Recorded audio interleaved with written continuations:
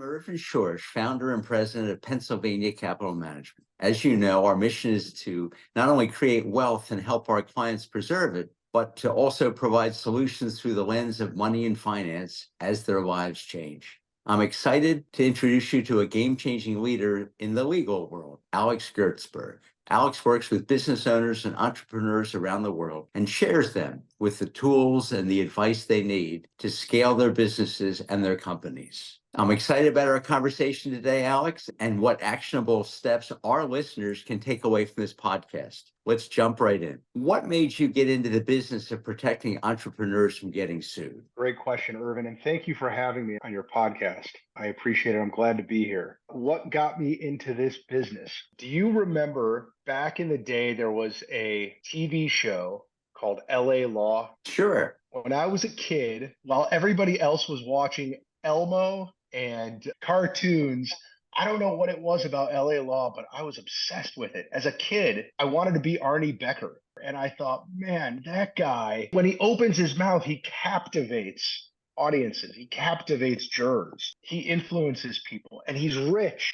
And he drives this great Mercedes, and he's a problem solver. Now, he was a divorce lawyer, but I wanted to be a lawyer because I thought that's what lawyers did. That's what they looked like. And I loved everything about it. And I grew up watching LA Law. And somehow that merged into my identity as a kid, as an adolescent, as a teenager. And so I just always knew that I was going to be a lawyer. And then fast forward, I went to college on an ROTC scholarship, served in the Army, went to law school, was an Army reservist, served in Iraq, and then came back from Iraq. And the first 6 years of my career, it's been 23 years now of practicing law. The first 6 of those were in courtrooms. It was as a defense attorney for businesses and business owners. How that happened, I wanted to be actually a criminal defense attorney. And my dad said to me, Alex, you should be whatever kind of lawyer you want. But if you want to pay off your student loans and you want to make some money, be a business lawyer. I actually really did appreciate very early on entrepreneurship, the art of it, the science of it, the lifestyle of it, the personalities in it, the gamification of life that entrepreneurs embody. I just loved everything about entrepreneurship and the risk.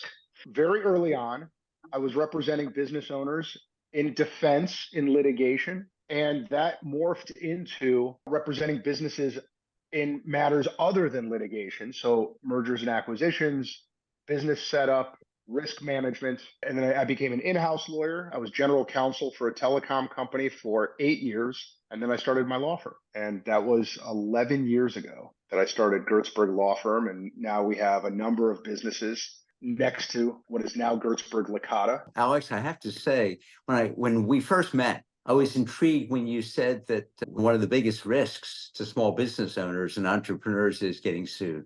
And I think where I'd like you to really start with this is, what can our listeners do to protect themselves from getting sued? Meaning, what's the mindset that brings them to that conclusion early on so they don't stumble and fall? Yeah, it's really simple. Start playing offense instead of defense, right? And it's always fascinating to me because the entrepreneur is an offense player generally, except when it comes to protecting themselves from plaintiffs, from lawsuits. Then they're defense. Now you're calling your lawyer only when the summons comes in the mail, when the cease and desist letter comes in the mail, when you're reacting instead of being proactive. And it makes sense to me. I can empathize. When you're an entrepreneur, you're thinking about cash flow. You're thinking about what's necessary, what's nice to have versus a must have, growing your business, employee benefits, things like that. I totally get it. The problem with that approach, calling your lawyer only when there's a minefield exploding all over the place, is that number one, it's extremely expensive and inefficient. You're now paying your lawyer to get you out of a problem that is very public, stressful, distracting, time consuming, and all of that goes into the soup that is expensive. You'll eventually make the money back that you're going to lose in this lawsuit, but you're never going to make that time back. You're never going to get that time back, that opportunity back, the stress back. So how do you play offense? Well, it starts by understanding that there's only 6 plaintiffs who can sue your business. There's only 6. There's no 7th plaintiff. customers, vendors, employees, shareholders, the government, and competitors. If you walk away with only one thing from this podcast, Irvin, your listeners, it's a game changer. If you didn't know that you can protect your business by simply attacking the relationships from a legal standpoint, attacking contract language, employee handbooks, policies and procedures, that kind of attacking.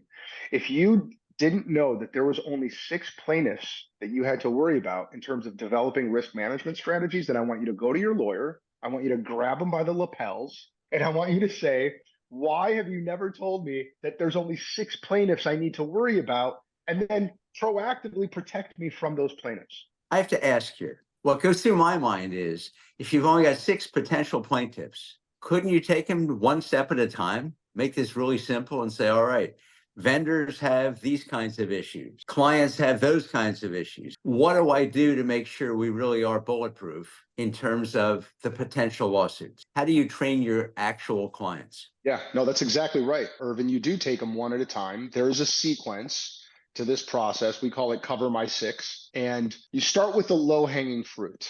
The low-hanging fruit is what we call it the waterfall dispute resolution provision. Low-hanging fruit keeps you out of court almost every time. And what that means is that in your customer contracts, in your employment agreements, in your vendor agreements, in your shareholder agreements, every business owner should have language in there that says, before you can sue me, customer or employee or vendor or partner, before you can drag me into court for the next 18 months, you have to do 5 things. You have to give me written notice of your beef. Then you have to wait. You have to wait 30 days so that I can address your concern. Then if those 2 things fail, you and I are going to have a face-to-face meeting in my conference room in person. If those 3 things fail, then we're going to go to a confidential mediation, non-binding, but we're going to bring in a mediator and we're going to try to resolve your dispute that way. And if all 4 of those things fail, Irvin, we're going to have a confidential, industry-specific arbitration in my town, not in Alaska, not in Arizona, in my town. It's going to be led by an industry expert in my industry, not some state-appointed judge or 8 to 12 jurors who know nothing about this industry. And it's going to be confidential and it's going to be expedited. 5 steps, and it's a waterfall. You don't go to the second step until you go through the prior one. And Irvin, I'm telling you, it's low-hanging fruit because courts love it.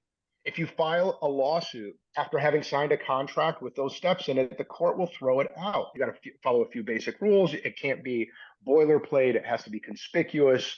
If it's a consumer transaction, it should be in a separate document. Their dockets are overwhelmed. They love throwing cases away and giving them to an arbitrator to resolve. It gets you out of court. And by the way, by the time you get to step 5, the parties are usually exhausted. They just want the matter to be done with. That is low-hanging fruit. As I listen to you, who wants to go through the aggravation, being the individual bringing that lawsuit, when all along the way you have that opportunity to step up and say, all right, let's settle this, or I didn't think of those issues, or you know what, let's figure out how we can come to a more amicable solution so I can stop wasting my time and money. Irvin, for anyone, whether it's you or any of your listeners who have gone through litigation before, the short answer to your question is only the lawyers. Only the lawyers win here. They get paid in most cases, regardless of whether they win or lose, but the client is miserable even when they win, because to get to that point, they've had all that uncertainty and stress and expense and distraction and publicity. The other thing that you know when you go through litigation, as many times as we have, and as many times as any of your listeners have who have gone through it, is there is this heat of passion in the beginning when everybody wants to slam their fists on the table. They want their day in court so desperately. They want to be heard because the other side's not listening to them.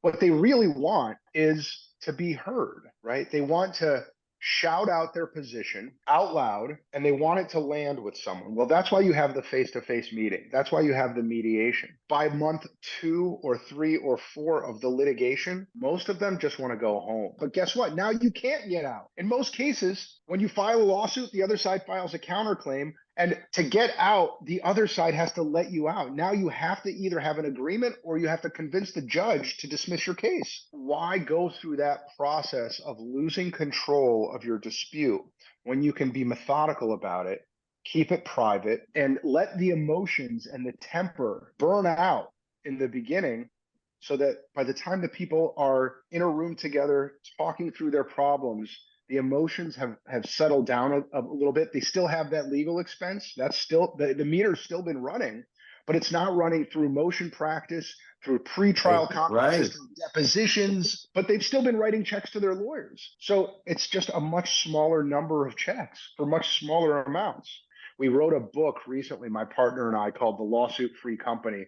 And that dispute resolution provision, we put it right there in the appendix. Every business lawyer should be putting those provisions into every one of their clients' business contracts. And if they aren't, either get a new lawyer or take a look at that book. It's one of the appendices in the book. Are there certain types of businesses or areas of business that are especially vulnerable to lawsuits? Yeah, definitely.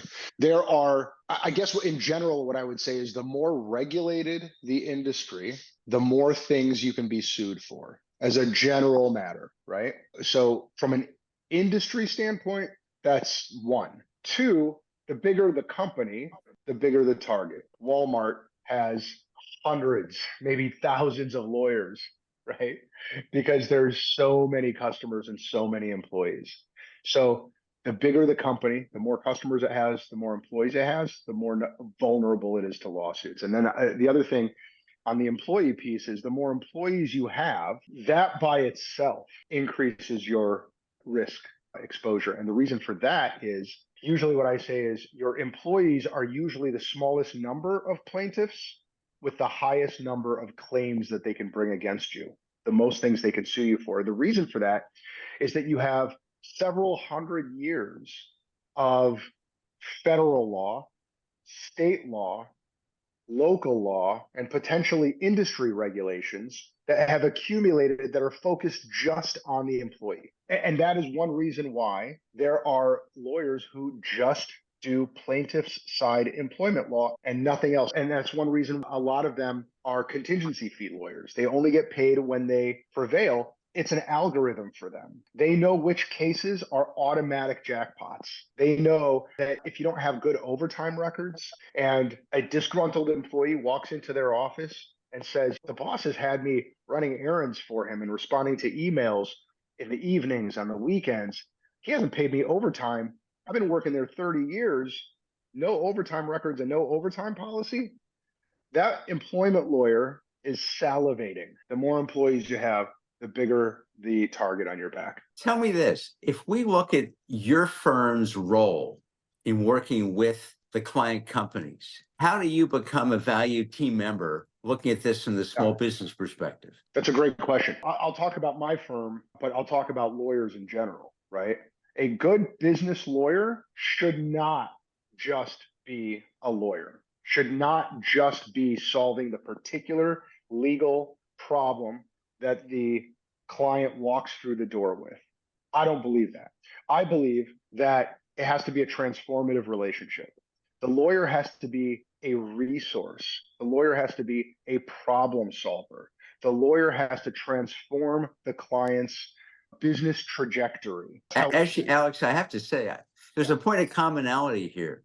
You know, being a fiduciary wealth advisor, I would say something very, very similar. If we're not transformative to the client, we're not doing our job through the lens of money and finance. That's the way we look at the world for the client. They don't have the experience. They don't know the right questions to ask. They don't know how to respond because they've never been through it. Whereas we've been through it hundreds of times with different clients. And we do have the judgment and we do know all the dumb mistakes that clients make. So we can, in effect, take the client's experiences, help the newer clients as well as the existing clients with how to become transformative for the clients themselves. And in our case, just managing money isn't good enough. You need to go far beyond that to be a form of a partner for that client at all times. And you ought to have, for that to work, a right fit client. If a client walks through the doors of Gertsburg Licata and is narrow-minded, looking for a budget lawyer, looking for a quick answer at the lowest cost, and looking to get in and get out and not have a transformational relationship, my reaction is that's just boring, lazy, not even remotely taking advantage of the wealth of knowledge and skills and relationships and experience that our firm has. When Irvin Schorsch and Alex Gertsburg have spent a lifetime representing businesses and business owners and entrepreneurs and high net worth individuals, the experience that you accumulate there and the relationships that you create. We know who the fantastic professionals are in their industry. When someone comes in and doesn't wonder, hey, what more can Irvin do for me other than just manage my money? They're just wasting a really great resource. And they're making it boring for you, I think. I want transformative relationships, not transactional relationships. They're the most interesting, the most filled with energy, and the most impactful. They have the greatest ripple effect on other people's families, other people's employees. That's the kind of relationship I want to have. You know, Alex, it's funny that you would say you want transformative relationships. I see it the same way. If someone just comes in and says, hey, I don't like what this big firm is doing or that trust company is doing, I want to know why. I want to know what's lacking. And to me, we'll know inside of 15 minutes how many of those gaps exist, all the different areas, just with a few simple questions. And I enjoy that, meaning I get excited when I'm talking to someone who says I'm stumbling or I'm not getting the returns that we had hoped for, or much more importantly, our family doesn't connect well together. Can you help us with educating our kids so that they become the leaders of tomorrow and they don't dissipate the wealth that we've created? Because obviously we're attracting clients that have some wealth. That's great. But there's so many different areas and so many different professionals that we can connect them with. And we actually have our own professional network with 56 different firms. We don't pay them anything. They don't pay us anything. We vetted them.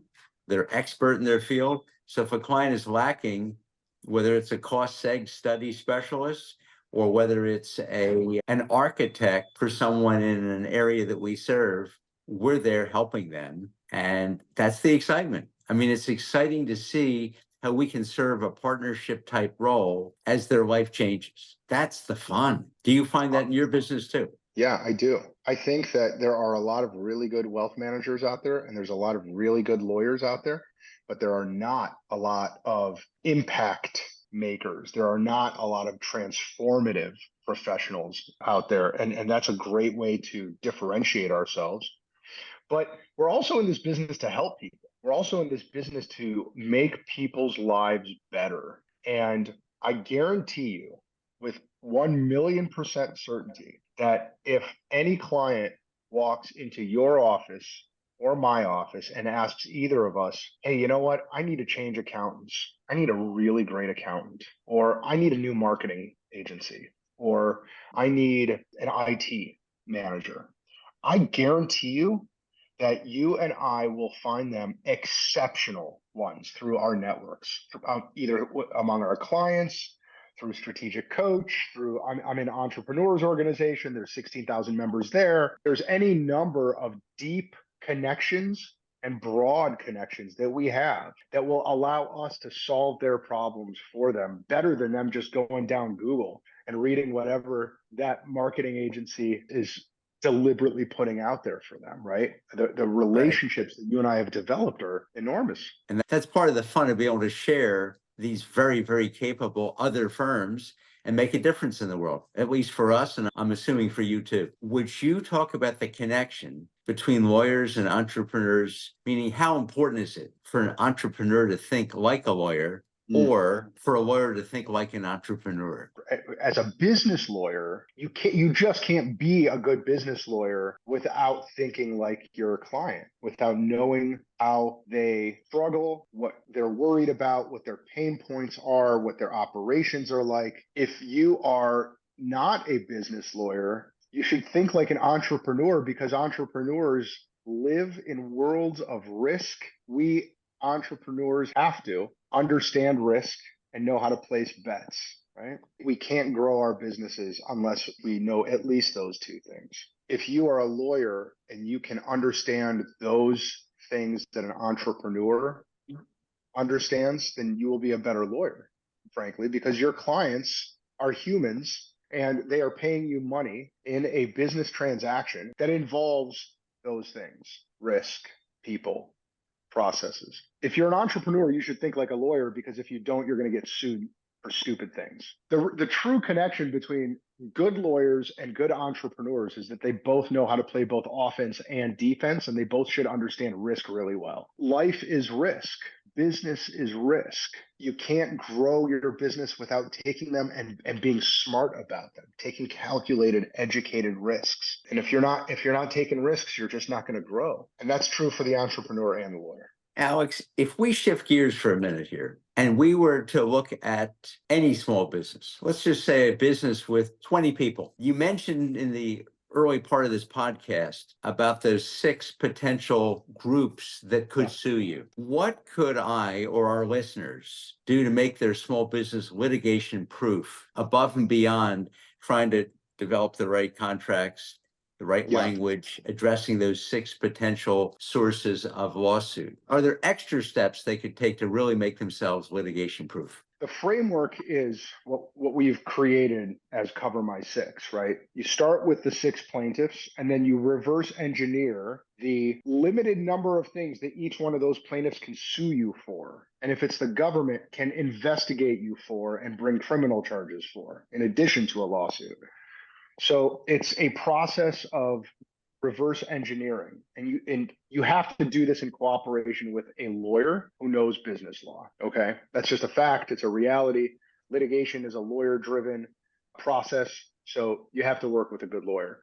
There is some do-it-yourself activity there. We put it in our book, into the Lawsuit-Free Company. There are some DIY things there, but it's being penny wise and pound foolish. If you have a good business lawyer who has obviously gone to law school, been experienced in defending, representing, advocating for business clients, they're just going to do so much better in each of these steps. But the framework is 6 plaintiffs. You reverse engineer the things that each one can sue you for, and then from there you make one more step, and you reverse engineer for each of those lawsuits, for each of those claims. What do I need to do to protect myself now? And one thing to keep in mind, and what those things, those mechanisms, that is now called your compliance system, okay? A lot of it is going to be contract language. A lot of it is going to be policies and procedures. But getting from that top level of 6 to that next level of claims to that next level also involves something else that good entrepreneurs do really well, and that's prioritizing. The number of laws out there are enormous. The number of employment laws in particular, consumer laws, and criminal laws, it's a giant number. But guess what? There's an 80-20 there. There's actually a 90-10 there. There are a small number of things that employment lawyers go after the most in the employment section. There are a small number of claims that consumer lawyers go after businesses for the most. There's a small number of things that the government goes after businesses for, particularly industry-specific things, right? And so prioritization, knocking out the 20% of the claims that are responsible for 80% of a business's exposure, the Pareto principle. That's what we do with Cover My 6. That's what a good business lawyer ought to be doing for you. Alex, you mentioned your new book. Let's take a moment, show us your book, or tell us about your book. Wouldn't you know it? Wouldn't you know it? I don't have a copy with me right now, but it's on Amazon. It's on Amazon. It's called The Lawsuit-Free Company. What that book will do is empower you as a business owner to take control of your risk, to take control of your liability. Oh my goodness. My 10-year-old just brought me a copy of my book. There it is. The Lawsuit-Free Company. What it does is it gives you firepower. It gives you horsepower. It gives you muscle. I'm assuming that some number of your listeners are business owners. And if you're one of them, I'm going to ask you to think about whether you've had the conversation, whether you've played offense before with your business lawyer instead of playing defense when and waiting for the lawsuits to come at you before preventing the lawsuits from happening. This book teaches you how to do that. It gives you the script. It tells you exactly what to look out for, what to ask your lawyer about. It does that prioritization for you, right? There's no way that this book of 282 pages is going to identify every claim that the government could bring you against you or employ. It doesn't even pretend to do that. What it does is it creates the framework. It tells you where the low-hanging fruit is. It does that 80-20 analysis for you. Do you believe this book and the types of services that you've outlined here make your small business clients more profitable and scalable? 100%. 100%. You think about, if you've been in litigation before, then you know exactly what I'm talking about. You think about all that time that you had to spend in your lawyer's office, getting ready for depositions, getting your deposition taken, educating your lawyer on your case, getting ready for trial, showing your lawyer what he needs to know to write that motion to dismiss or that motion for summary judgment. Think of all the stress, all that time that you spent having to talk about that lawsuit. Think about all the times that you've been trying to play with your kids, but you couldn't be present because your head and your attention was on all the nasty things that your customer's lawyer was saying about your company in court. Think about all those conversations you had to have with your employees about all those nasty things that they said in court. It is this giant growing snowball of time that sucks up all of those resources, time, energy, money. And you tell me that time and energy and money couldn't have been deployed towards profit generating activities. That expense, all the money you paid to those lawyers, that could have been avoided by that dispute resolution clause, tens, hundreds of thousands of dollars. Alex, before we finish here, what motivates you to get up in the morning? I want to hear about Alex's view on life. Okay, Irvin, but you have to answer the question too. Okay, I'm going to give you my answer. I want to hear your answer afterwards. Okay. Sure. Because I think that's such a great question. And I want to ask that question of everybody I meet. So I'm glad that you asked it. The one word answer is energy. How do I get that energy? I get that energy from 4 places. Okay. And those 4 things swallow my entire world, my family, my job, my people. These 4 things: love, trust, authenticity, presence. Those are my personal core values. Those are the things that give me energy, that get me up in the morning. I assume a posture of love with everyone that I talk to. I give them the benefit of the doubt. I assume that they are just like me, that they have the same kinds of struggles and joy and gratitudes and issues that every other human has. And I love them for it. I trust that everything's going to be okay if I just do my best and move forward and apply the things I've accumulated in my life. I trust that everything in my life is going to be just fine. And the reality is, it always has, and that there are a billion people right now that would trade their best day for my worst day any day of the week, right? So I trust that everything has always turned out fine and that it always will. I try as hard as I can to be present with the person that I'm with, even if that person is just myself. I've got ADD like a lot of entrepreneurs, so I distract really easily. So this takes work, but I stay present with my kids when I'm doing a podcast with my clients. I try to stay as present as possible, and authenticity. I try to live my core values, to be the person that I was born to be, to not seek praise or applause or approval. I try to source my own control and security and approval from inside.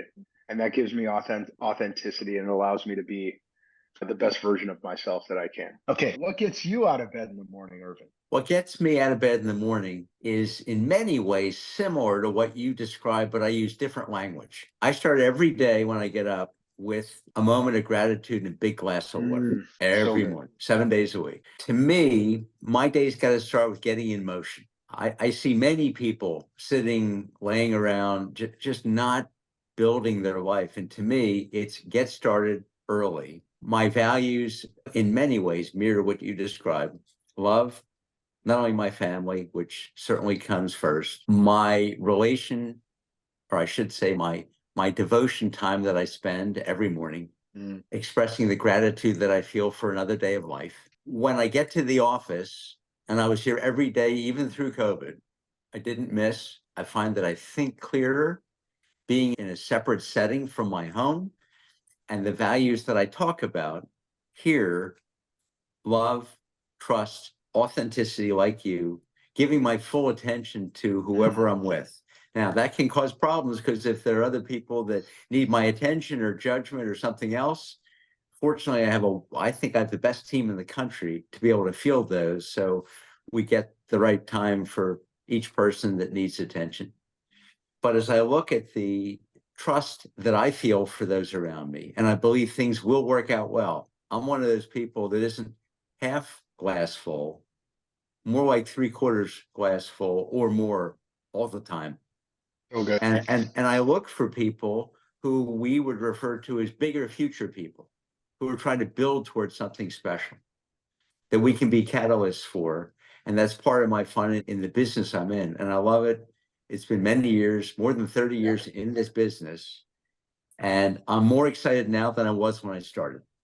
And I think have a much bigger impact on the people around me. So that's what gets me motivated and up every morning. I do want to just mention here before we finish that our new book, which I wrote, Who's on Your Dream Team, takes many of those concepts. It talks about how important it is to have a fiduciary wealth advisor, not a financial advisor, who puts the client's interest ahead of their own in writing before they start and throughout the entire relationship. Because I think it sets an expectation of we want to be a partner, not a sales organization. And I'm very excited about that book. It's my second. The first one was entitled Reinvent Rich, How to Make More Money, More Meaning, and More Moments in Life. And it focuses a lot on those values that get me up every morning. Very exciting. I can't wait to read your book. I'll make sure you get a copy. I hope you've enjoyed today's podcast. It was a lot of fun for me. I learned a lot about the legal profession and how useful and essential it is to small businesses and entrepreneurs exceeding their own expectations in life. Thanks, Alex, for being here. Thank you, Irvin. Thank you.